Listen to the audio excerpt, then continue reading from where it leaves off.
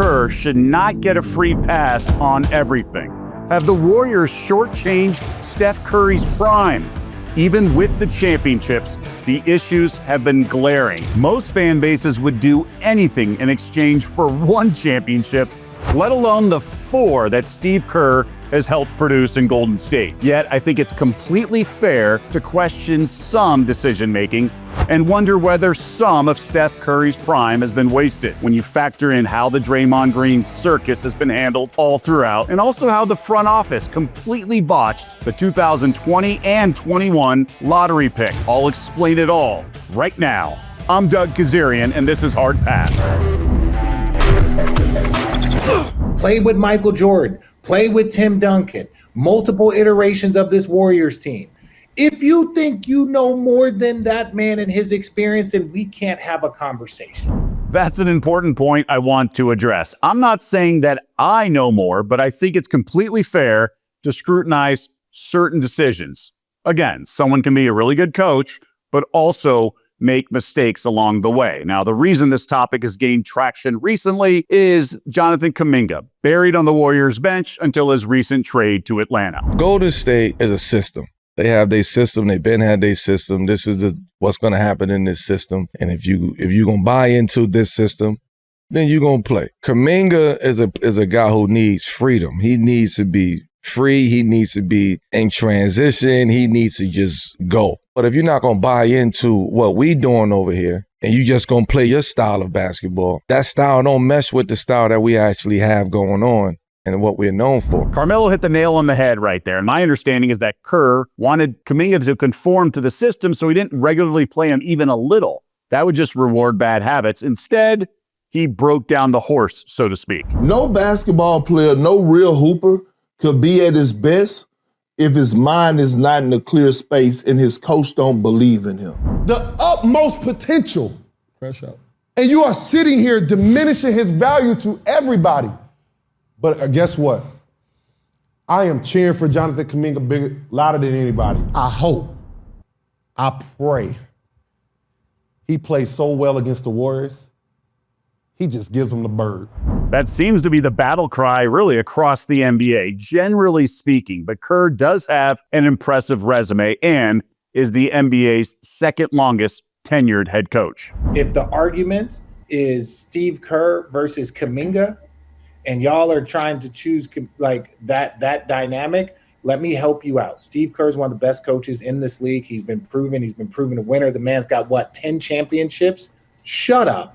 Steve Kerr, he not coaching potential. He coaching the system, and for them to not play you 16 straight games. There's been times when none of them guys played. You played the whole bench and still ain't played that man.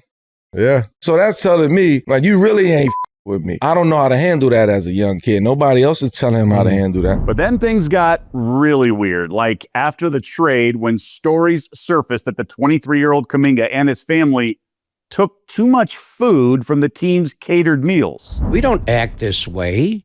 We don't trash our players on the way out the door. We draft them, develop them, and if they don't develop to our liking, we move on with them, and that's it. We don't trash them. That is, wow.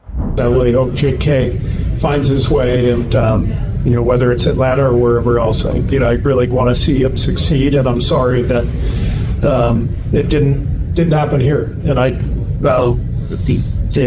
we all take ownership of that, and definitely things I could have done better. You do not want to go into an off season where you're looking to bring some of the biggest names in basketball here, and they're reading this about a Steve Kerr Warrior. When did this ever get out? Ever. They've had players that didn't fit here, and to leak the stuff that they leaked, and I'm sure it came from both sides. My God.